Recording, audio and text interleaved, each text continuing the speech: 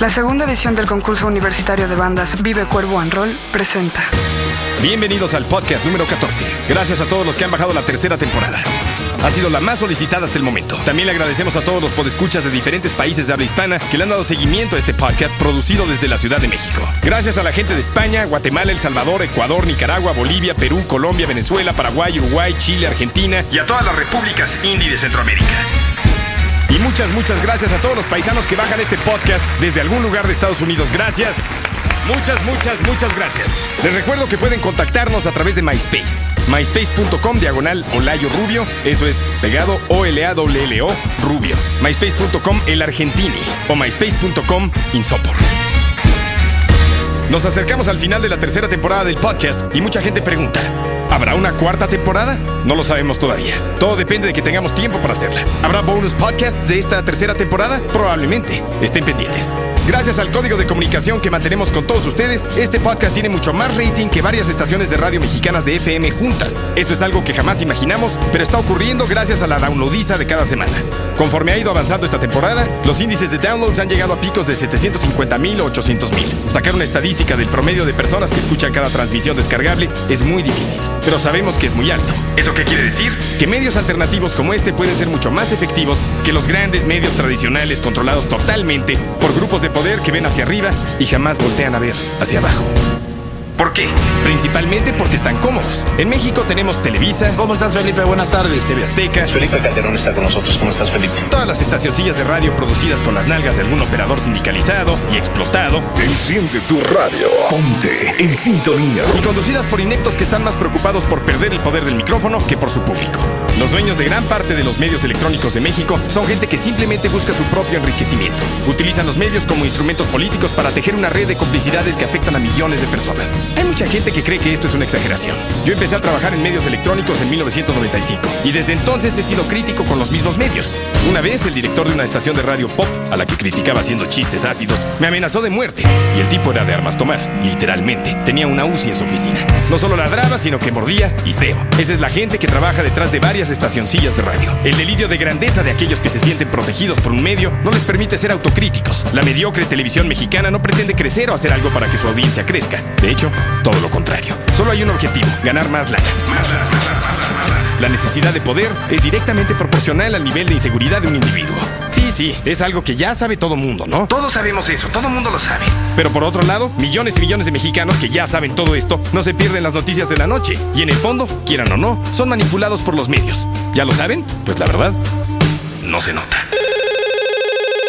Bueno. ¿No te había matado Higgins, Olayo? ¿De qué hablas, Betorpedo? En el podcast pasado, en el del hechizo del profesor, llegó Robotón y Higgins y mató a toda la banda. ¿Qué? No entiendo nada, Betornillo. ¿De qué? ¿Higgins qué? Sí, este error de continuidad está muy descarado, Olayo. Betornillo, no sé de qué hablas. En el podcast pasado, en el 13 de mala suerte, Robotón y mató a todos. ¿Por qué estás vivo? Betornillo, no entiendo de qué hablas. Creo que estás inventando podcast en tu cabeza. Si quieres, te dejamos escribir los guiones y ya los haces tú. Nel, Olayo, esa es tu chamba. ¿Yo qué? Bueno, Betornillo, te tengo que dejar. No te hagas güey, Olayo. Dinos qué pasó con ese pedo de Robotoni. Betornillo, no sé de qué me estás hablando. En serio, ya. Tengo que seguir con el podcast. Chale, Olayo. Eres igual que esos güeyes que criticas de los medios masivos. Eres lo mismo. Eres lo que criticas. Así es, Betornillo. Qué bueno que te diste cuenta. Gracias. Chale. Adiós. Bien, creo que llegó el momento para comunicar un aviso. Una advertencia para todo aquel que continúe escuchando esta emisión del podcast. Advertencia. Este podcast no está cagado. Repetimos, este podcast no está cagado. Si busca risas y diversión, tal vez puede escuchar alguna emisión del catálogo de este podcast. Si desea escuchar información nada grata que habla sobre la realidad política y social de México, entonces continúe escuchando. Gracias. Bueno. ¿Pero qué onda con Robotón y el número 3, Olayo? No te hagas güey. Arjen, ¿qué pasó? Es que perdón, Betornillo, pero la verdad no sé de qué estás hablando. Pues de todo el pedo del hechizo del profesor. Ya ves que en el podcast pasado esta Ale se convirtió en el Olayo y el Olayo en esta Ale. Y luego llegó este Higgins y se cagoteó a su versión española. A ver, Betorrente, ¿has estado conviviendo con los chicos de la tlaplería? ¿Estás consumiendo activos? Esto a mí, la verdad, ya me suena cemento de alto poder, ¿eh? ¿Qué pasó, argentino? Yo no me llevo así contigo. A ver, tenemos prisa, ¿sí? Betornillo, gracias. Hasta luego. Bien, empezamos oficialmente el podcast número 14. En esta emisión hablaremos de Magdalena García Durán, citando un artículo publicado por Hojarasca, publicación dedicada a los pueblos y la cultura indígena de México y el mundo, y dirigida por Hermann Bellinghausen. Pero, ¿quién es Magdalena García Durán? Ella es una indígena mazahua, víctima de los abusos cometidos por las corruptas autoridades federales y estatales los días 3 y 4 de mayo de 2006 en el pueblo de San Salvador Atenco. Mientras todos los chavos superconscientes estaban preocupados porque su rock era votar, tratando de comprar la idea de que México es un país libre, justo y democrático, la policía, que en teoría debe cuidar a la población, cometía graves violaciones a los derechos humanos en diferentes puntos de México. Atenco fue uno de esos puntos, y no nos cansaremos de repetirlo hasta que se haga justicia. Si quieren escuchar más información acerca de lo que ocurrió, escuchen el podcast número 26 de la primera temporada. Las televisoras que tanto promueven la democracia a través de la mayoría de sus líderes de opinión, que no son otra cosa más que prostitutas mediáticas preocupadas por lo que ellos llaman su carrera o su imagen, nunca han aclarado con precisión lo que ocurrió ahí, y supuestamente su responsabilidad. Por eso se sienten tan poderosos, ¿no? Porque tienen mucha responsabilidad. Antes de continuar con esta emisión del podcast, es importante aclarar una vez más que yo no simpatizo con ningún partido político. De hecho, creo que el sistema político mexicano está completamente podrido. ¿Soy radical? Ojalá fuera más radical, pero en realidad simplemente no puedo dejar de aceptar la realidad de la mayoría de los mexicanos. Tal vez si fuera el acaso que sale a decir las noticias en el canal 2 o el 13, pensaría lo contrario. Pero afortunadamente no soy ese güey y no vivo en la ficción de un microcircuito social enfermo de egoísmo e integrado por sujetos encerrados en una pequeña burbuja hermética con aire acondicionado.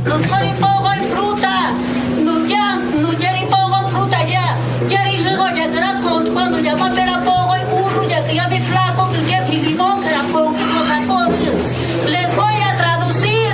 Yo soy una mujer mazahua que realmente siempre hemos vivido la extrema pobreza de estar mendigando la calle, de estar pidiendo limosna a la calle, y ahorita como no tengo para pagar y como no tengo que me defienda, ahorita me acusan delito que yo no lo hice y no está aprobado esos delitos. Entonces ahorita como no tengo nada, tengo que vender mi burro que se llama Filimón, mi burro flaco que se llama Filimón, para que yo pueda salvarme del pinche gobierno.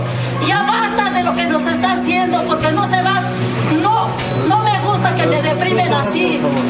Está bien que somos pobres, somos humildes, pero que no nos pisotee así. Después de golpeada, nos fabrica cosas que no hemos cometido. La indígena mazahua Magdalena García Durán salió de la cárcel después de mucho tiempo. Esto es lo que dicen en Hojarasca. La mejor manera de celebrar la liberación de la comerciante y dirigente mazahua Magdalena García Durán es señalando que las autoridades federales y del Estado de México cometieron con ella una grave injusticia, y más, un delito tipificable, al mantenerla en prisión 1 año y medio sin más motivo que la venganza política y el escarmiento autoritario contra una mujer, para colmo indígena, quien contra toda disuasión violenta se sostuvo del lado de la libertad fiel a su lucha, que no es personal, sino colectiva, nacional. El gobernador mexiquense, Enrique Peña Nieto, mexiquense para las personas que nos escuchan desde alguna de las repúblicas indies de Centroamérica, es que es del Estado de México. Ese gobernador, temprano aspirante a la presidencia de la República, enseñó de qué está hecho. No sus millonarias campañas de autopromoción, ni su nexo con peligrosas mafias en la política y la economía. Su mejor retrato es la decisión de Estado de escarmentar a doña Magdalena y enviar un amenazador mensaje al pueblo mazahua.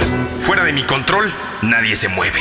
Soy el primero en lamentar los hechos ocurridos en San Salvador Atenco. Actuamos para restablecer el orden y la tranquilidad.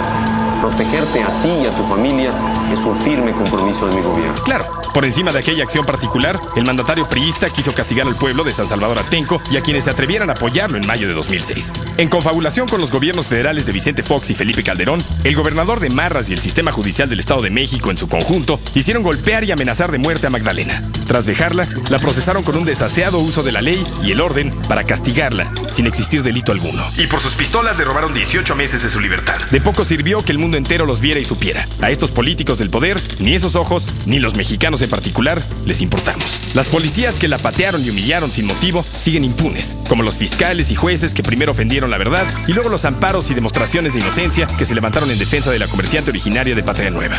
En términos judiciales, Magdalena debió salir en noviembre del año pasado, pero la consigna era castigarla. Así de proporcionalmente absurdos son los procesos que siguen más de 100 personas y las penas de cárcel a los dirigentes del Frente de Pueblos en Defensa de la Tierra, literalmente secuestrados en un penal para criminales de altísima peligrosidad y para algunos otros reos políticos similarmente despreciables para los mandones. Las penas de más de 60 años contra Ignacio del Valle y sus compañeros resultarían risibles de no ser trágicas, y el fiscal mexiquense todavía quiere más. Cuando vemos las penas impuestas a asesinos seriales, secuestradores, capos del narco y defraudadores de la nación, con frecuencia no llegan ni a la mitad. En México, son reos de cadena perpetua los luchadores sociales que no se dejan aplastar. Los medios impresos y electrónicos no pestañean para difamar a estos ciudadanos ejemplares y generosos con selectividad cómplice y de clase. ¿Ya? Ya. ¿Lista? Sí. La del moño colorado, me quisiera yo casado. Ya empezaste tan muriado, mi corazón se estremece.